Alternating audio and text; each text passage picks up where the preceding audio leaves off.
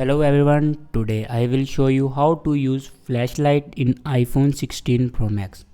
So before watching this video, don't forget to subscribe the channel and press the bell icon. So first of all, open settings and go to control center. Here you can just see the option torch, add torch.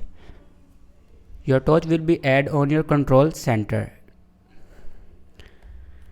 If you want to turn on flashlight, swipe down to control center and turn on flashlight. This way. If you want to increase brightness of flashlight, then tap and hold on this and increase and decrease flashlight. I hope you like this video. Thanks for watching.